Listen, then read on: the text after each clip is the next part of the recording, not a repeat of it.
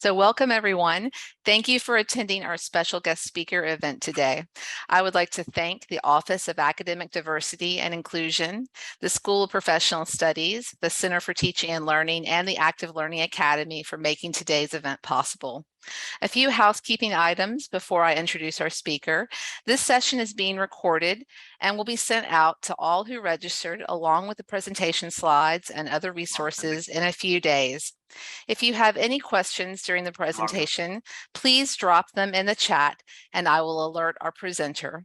I am now very excited to introduce you to our special guest speaker, Dr. Leigh Graves Wolf. Dr. Wolf is a teacher scholar and a clinical associate professor in the Mary Lou Fulton Teachers College at Arizona State University. Leigh teaches with the Educational Leadership and Innovation EDD program.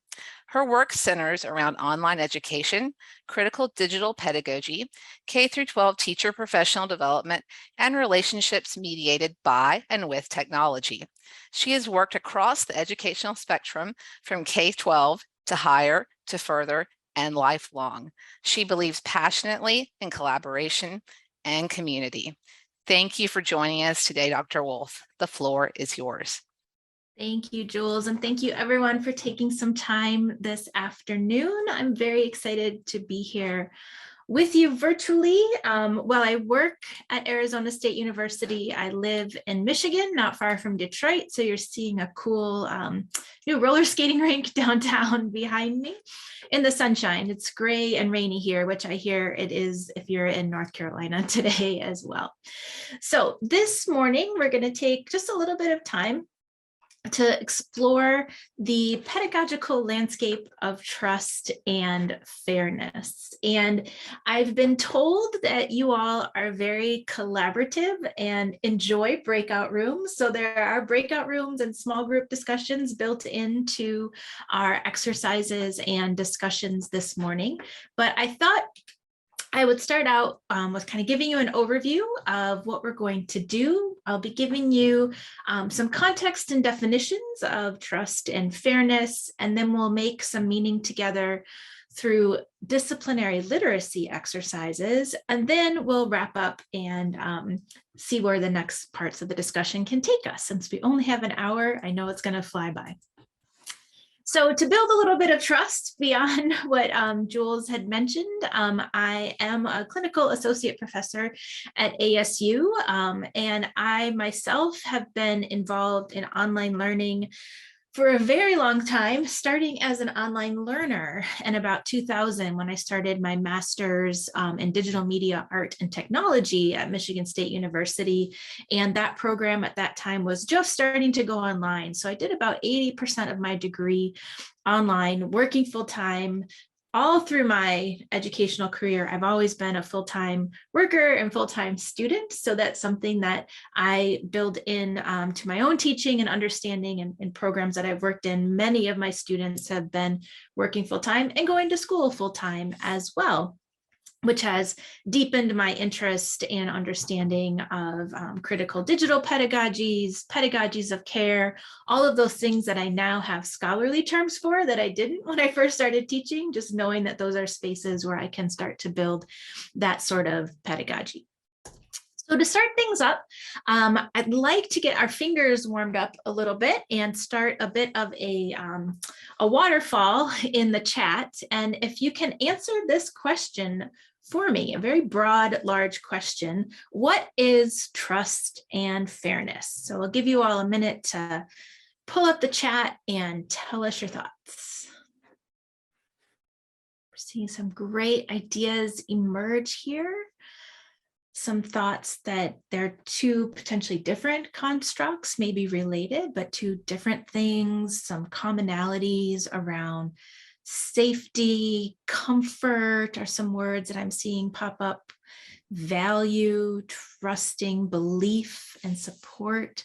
So let's keep that chat in the back of our minds, because we're going to return to those starts. And one of the reasons when Jules reached out to ask me to come in and chat that I wanted to focus on trust and fairness. Trust is something that I've been thinking a lot about in online environments, and the literature around that space is there, but not super deep. And when we started to have some additional conversations, she told me that and shared some of the literature from the Student Experience Project.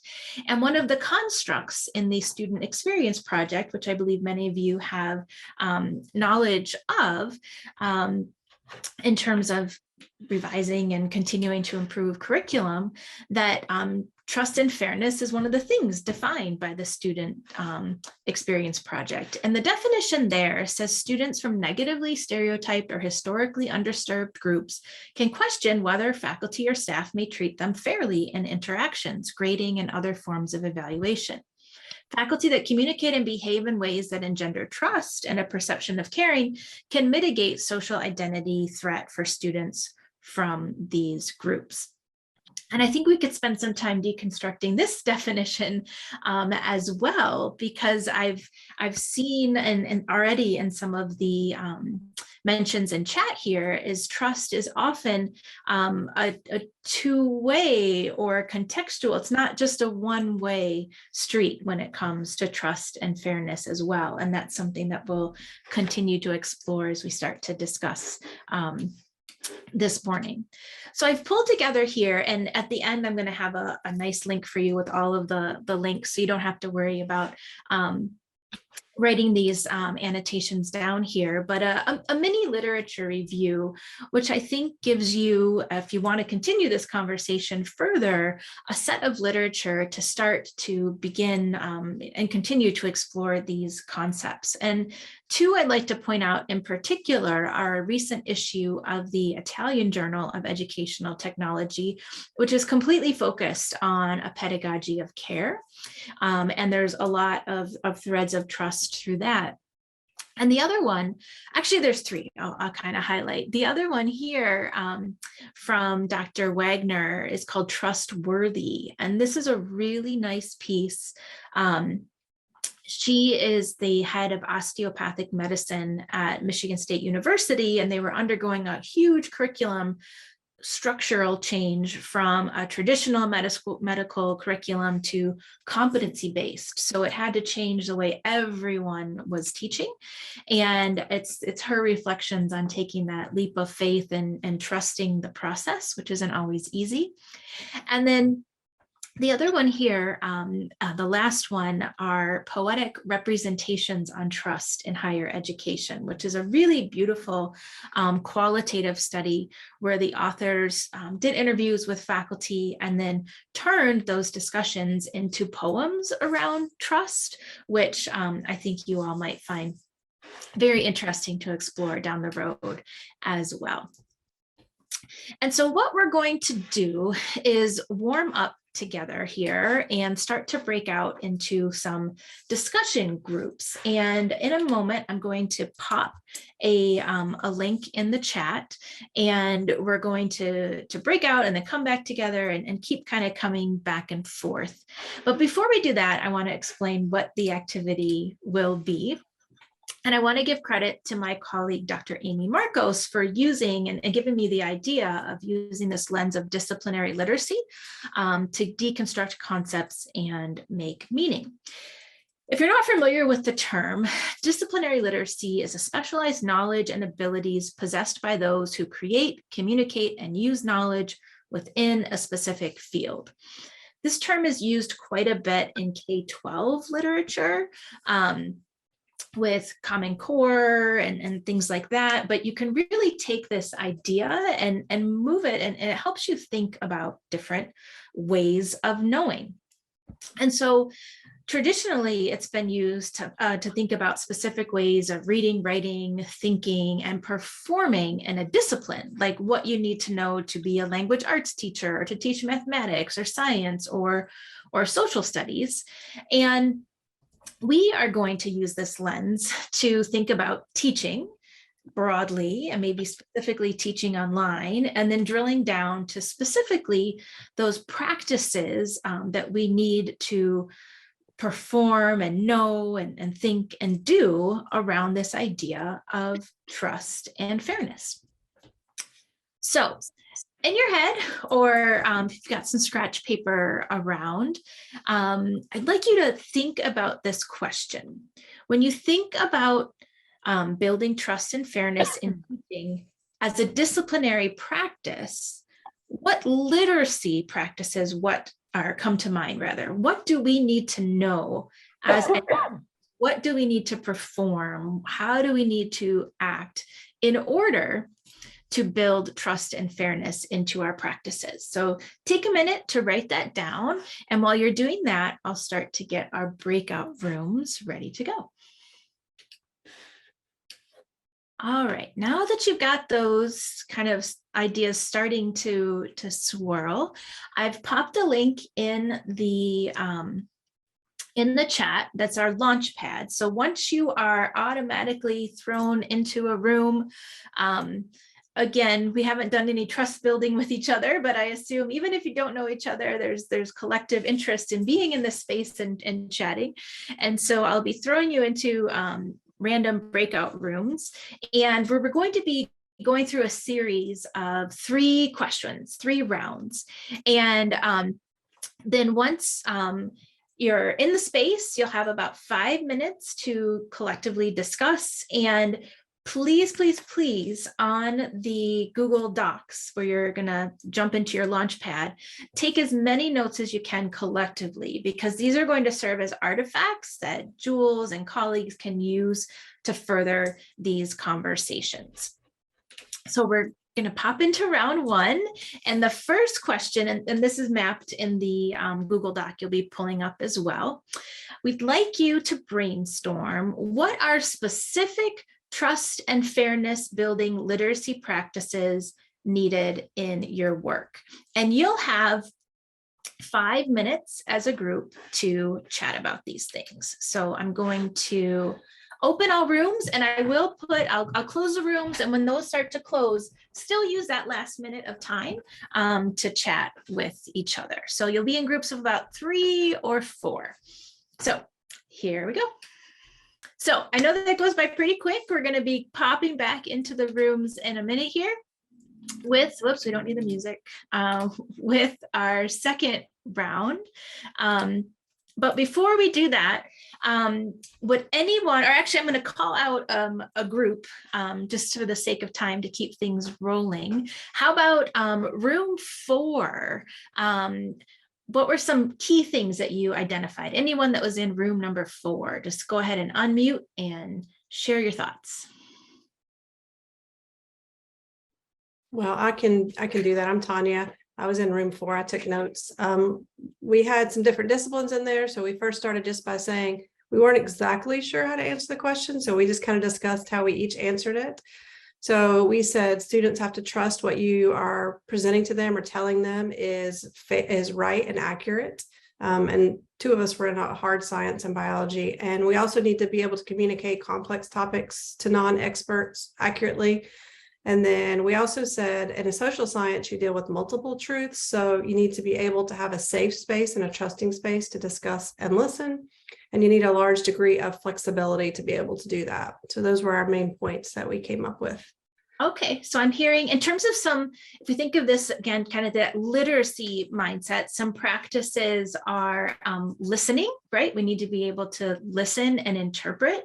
We need our own special disciplinary knowledge, because that would be different between each group, and kind of have a strong understanding of our own work, so that we can portray that trust to others, right? So definitely disciplinary knowledge is a really important thing there. In terms of a literacy, flexibility was another one I'm peeking at here. And interpreting, being able to interpret. And maybe another one, as I'm peeking through the rooms here, is being able to listen actively and understand, have emotional intelligence when working with students as well, in terms of those literacies that we need to create. So we're off to a good start here. So I've moved the people that were stuck in room 3 into other rooms. So you might see a new person in another room when I reopen the rooms. But our next question, thinking of, we've talked about the challenges, or excuse me, the practices that we need, but what challenges do you face in your work in relation to developing trust and fairness building practices? Now, these can be actual challenges that you have encountered or ones that you can imagine happening in this sort of space as well. So I'm going to reopen the rooms. And again, when the timer pops on, use that last minute to chat, and then we'll come back and report out. Challenges are usually sometimes a bit easier to talk about, and I'm watching the Google Docs populate and lots of great challenges come out. So let's start with room number 5, if that's okay. What were some of the challenges that your group identified? All right, well, I have, I'll just step in because I have myself unmuted already. So from group 5, and so we, oops, here. So one, in terms of challenges, we talked about student anxiety, that when it's really high, it's actually really difficult to build trust because anxiety and sort of trust are like kind of fight against each other. Class size, it's difficult to build trust in larger classrooms. Biases that other faculty have that impact students in other classrooms, which leaves faculty who are more committed and who have some of these skills with like more work to do to build trust, not just in their classrooms, but in sort of the large, it's not only trust within sort of the classroom, but it's also in sort of at the departmental level and at sort of the absolutely. level. Ooh, And very good point. And then needing more university resources, that there's too few faculty to sufficiently connect with students, that adjunct faculty who are vary in their kind of connection to the university and connection to students might not prioritize that quite as much. And then needing some resources in terms of like, trust building exercises or things that would actually be able to be done in classrooms to develop more trust. And instructional format challenges, and student and faculty definitions of fairness vary. And I think that actually covers everything in terms of the adjunct faculty. Yeah. Very good. Quite comprehensive. And I'm looking across the documents here, and I just posted the link for room number 2. Everyone should have edit and full access over it. So let me know room 2 if that link doesn't work there for you all. Let's see, let's take a look at room number 1. Anything else to add to what Sarah was saying? Cecilia, Heather, or Heidi? Or Celia, sorry. Yeah, it's Celia. Heather, can you go with that? Sure. One of the things that we had talked about, I think one of the things, so we were talking, both Heidi and I work with both faculty and students. Celia works primarily with students. And one thing we talked about is kind of building credibility, and that how the credibility piece, or kind of knowing what you're talking about. And this looks different with students than it does with faculty. For students, it can sometimes be, and I talked about it particularly sort of with an age difference. I started teaching students when I was 21, like 22, and I'm now in my 40s, and I've definitely seen a change in terms of, I couldn't understand their situations or cultural context, sort of that distance. But then working with faculty, it's a different kind of credibility or trust issue, is that you don't necessarily know what you're talking about because you're not in the discipline. You haven't done the exact work that they've done. So we sort of talked a little bit more about credibility and sort of identification, and how identifying with people is really an important part of that, but it's also a challenging part of it. Does that about capture it, Celia? Yeah. Perfect. Thank you, group 1. All right, our last round is going to be around opportunities then. In thinking of our challenges and thinking of what we need to do in terms of practices, what are some things that we can do within the context that we work and all of the many constraints that we have? What are some opportunities that we can identify to address trust and fairness? I'm going to open all the rooms again. I'm keeping an eye across. We have about 3 groups going in the end. Let's look at group number 4, room number 4. Can you report out some of those opportunities, some things that we can do to continue these conversations?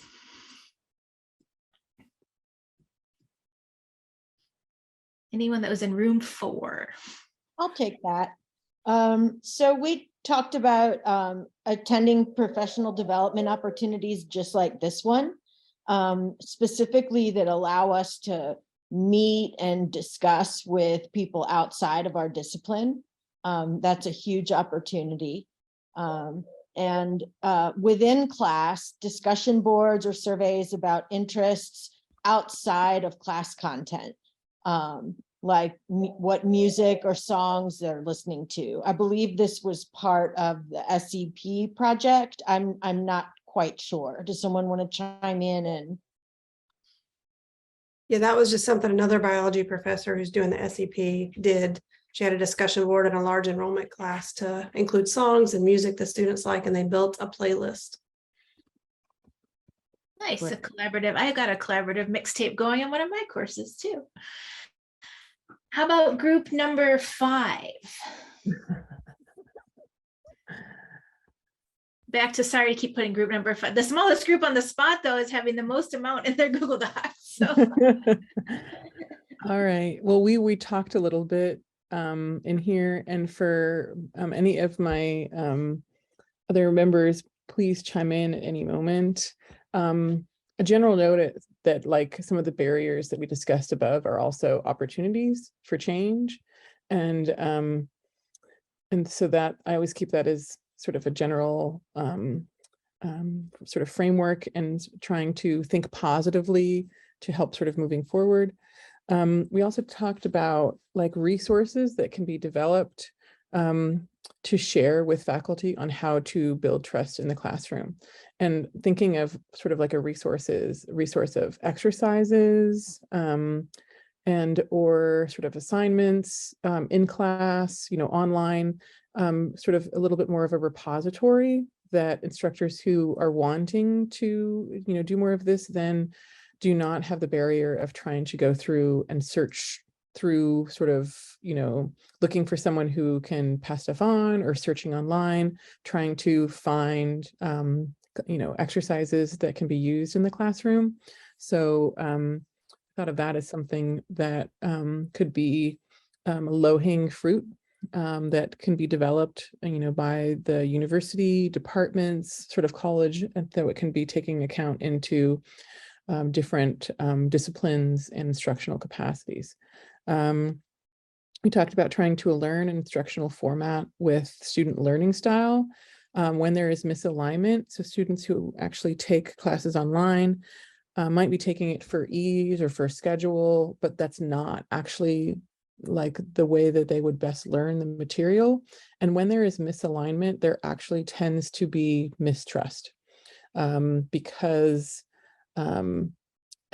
students feel like the class should be working for them more, even though they may not, online classes may not work for them quite as much or something like that. We also talked about chances to provide students feedback in an opportunity to build trust and establish fairness. So using feedback in sort of class settings, assignments, and also just during lectures and discussion, and then welcoming messages and personal connection time during the semester. great suggestions. And room 1, anything to add that wasn't mentioned by the other 2 groups? I don't think so. I think they kind of covered it, and we focus a lot of time talking about sort of collaborating across disciplines and ages and departments and sort of our silos, but also then sort of talked about the very real barriers to that in kind of the academic context. Absolutely. And it's easy, I think, in topics like this, which are a little bit more fuzzy, if you will, or don't have hard edges, to figure out how that works in each of our disciplines. Because I noticed in some of the other comments through the Google Docs that this is so different and changes with the age of the student, or the type of students that we're working with, or how long we ourselves have been teaching as professors, our own comfort level in these situations. That there's so many variables. Yep, I just stopped the presentation so we could chat. So many variables that are integrated into this, and I know myself in my own practice that this is something that has evolved over time, that I've gotten much more comfortable with. And I do things and reach out in ways now, 25 years later, that I probably never would have as a first-year teacher. And do we think it's possible through these type of sharing exercises? Can we collapse some of that time, or does it just take that long for all of us to continue our growth and development tracks along the way? And one thing too that, again, kind of synthesizing across all of them, is it does feel, and I'd love to hear some thoughts since we have a bit of a smaller group here, it does feel at times that it almost is a one-way street, where we have to put in a lot of those inroads to build those scaffolds for trust and fairness. And I'd love to hear agreement or disagreement around that thought. What is it? Is it a one-way road institutionally, or is it something that we can build between learner and instructor or teacher as well? You can just unmute, or if you want to raise your digital hands, we can call on people that way, whatever works. Sarah, no, and then Shawnee. Yeah, I was to say, okay, I have to say, let Shawnee go first. One thing that just occurred to me as we were thinking about this is one of the barriers, and I think this really relates to your question, is the evaluative role that we have, like with students. And in graduate classes, like I feel like it's even worse because it's smaller, and but the fact that, you know, students are sort of feel like they might be constantly being evaluated in their classrooms, and that they don't necessarily get to be their authentic self. And I find this more in graduate programs just because it's smaller, and oftentimes the faculty, like interactions in graduate programs, that evaluative role is a much bigger role in terms of their overall sort of graduate study. And it can, based on the nature of the programs, it can kind of spread from like faculty to faculty, and can kind of one person or people, if they feel things are overly evaluative, can develop sort of distrust in the program.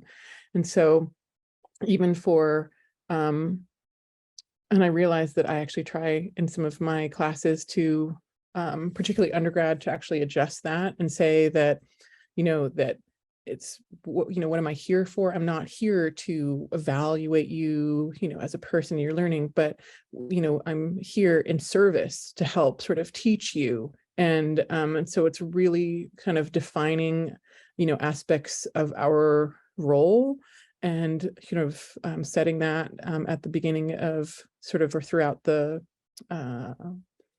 semester. And that's some of the things that I find helpful in terms of making students feel more comfortable. Absolutely. And I don't know if anyone has experimented with ungrading or trying to remove some of those. I find even when I do that, we see how deeply ingrained this mistrust and even if you try to remove all those scaffolds, I've had some experiences where it's doubled the anxiety and mistrust and worry about things. And that's at the graduate level, even with trying, you know, to put in all of the reminders. And I think online might have a a play in that too, right? When a lot of maybe what they're seeing is text-based or just recordings, are they watching the full recording, all of these things. So it's definitely a constant sort of working against to open up those structures for trust and fairness. Shawnee? Sarah and I were in the same group, so we spent a lot of time talking, because so this kind of might piggyback, but one of the things that I found with my students is that and with our students and our faculty have different ideas about what fairness is, and what fair is in one class, and that doesn't translate for fair in another, even like attendance policies, and how you can get grades based on attendance for some places and not others. But in my one class with my seniors, I found that I've had the most success in reducing their anxiety when I give the most feedback in that class. But the grade is like when they give me their drafts, and it's a growth mindset versus the accuracy mindset of things. And they're much more accepting and willing of like taking the feedback, and we have much more trust. It feels like there's a lot of better trust in the class, because we can talk about things more openly, because they know their grade is not, I have to be right. And I think that really speaks to what Sarah was saying as well, is that having a growth mindset allows a more trusting environment. But the fairness thing, I think, across the program is a bit of it's a different issue for us, because it's what's fair in one class might not be the same, and everybody functions with a different definition of what is fair. So I think that's a little harder as an individual than trust, because that's all within the context of our classrooms. Yeah, that's a great point, and one that kind of gets down to deep epistemological and ontological understandings, right? That there is a right or wrong, or one way or another, or an ultimate fairness. Fairness isn't one way anywhere that I know of. And so getting us ourselves and students to sort of understand and be comfortable in that variety that they may experience across courses as well. Any other thoughts people want to share about either practices that they've put in place, or questions that you're wrestling with in these domains?